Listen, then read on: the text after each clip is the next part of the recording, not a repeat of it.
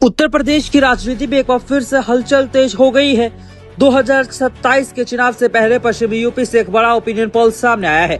इस सर्वे ने सभी राजनीतिक दलों की नींद उड़ा दी है।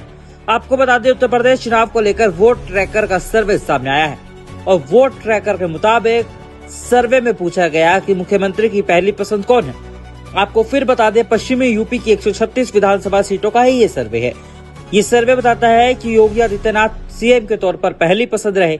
योगी आदित्यनाथ 43% लोगों की पसंद रहे। अखिलेश यादव 40%, मायावती 5% लोगों की पसंद रही। वहीं जयंत चौधरी 2% और समाजवादी पार्टी के कैराना से लोकसभा सांसद इकरा हसन 2% लोगों की पसंद रही। आंकड़ा बताता है कि महज 1% लोगों की पसंद बनकर उभरे हैं चंद्रशेखर आजाद, यानी कि मुकाबला सीधा सीधा योगी बनाम अखिलेश यहाँ नजर आ रहा है। आपको बता दें, सबसे बड़ा झटका जो है वो मायावती और दलितों के नए मसीहा बताने वाले खुद को चंद्रशेखर आजाद और रावण को लगता हुआ दिखाई दे रहा है। आपको बता दें, नगीना की सीट से जब से चंद्रशेखर रावण चुनाव जीते थे, तब से वो अपने आप को दलितों का नेता बता रहे थे। लेकिन ओपिनियन पोल के आंकड़े बताते हैं कि चंद्रशेखर आजाद काफी पिछड़ते हुए दिखाई दे रहे हैं। अगर हम इस आंकड़े को समझे तो योगी आदित्यनाथ अभी भी पश्चिमी यूपी में मजबूत पकड़ बनाए हुए हैं। कारण इसके साफ तौर पर दिखाई देते हैं। कानून व्यवस्था का मुद्दा, हिंदुत्व प्लस विकास मॉडल और केंद्र और राज्य की डबल इंजन की सरकार। और सबसे बड़ा मजबूती का फैक्टर जो यहाँ पर दिखाई देता है वो है जयंत चौधरी के आरएलडी के साथ बीजेपी का गठबंधन होना। वहीं दूसरी तरफ अखिलेश यादव भी पीछे नहीं है।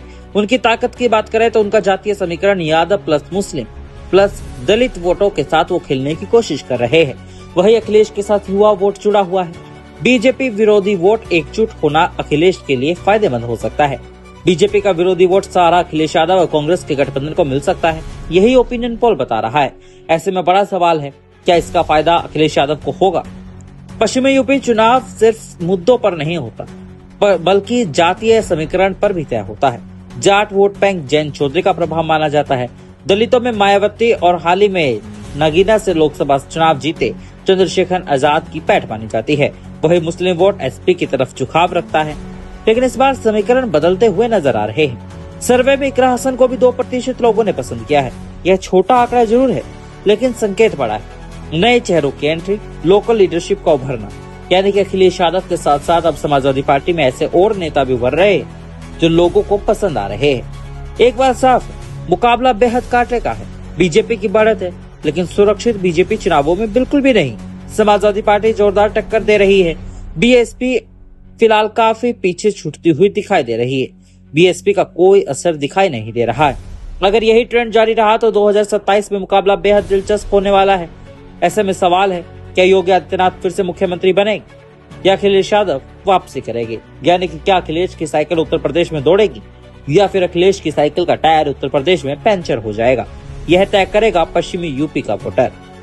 ऐसे में बड़े सवाल है, क्या अखिलेश यादव सत्ता विरोधी लहर को भुनान पाने में कामयाब होंगे? क्योंकि योगी आदित्यनाथ की सरकार के खिलाफ 10 साल की सत्ता विरोधी लहर है। ऐसे में क्या अगर अखिलेश यादव सत्ता विरोधी लहर भुनाने में कामयाब हुए तो सीधा तौर पर समाजवादी पार्टी और कांग्रेस के गठबंधन को इसका फायदा हो सकता है।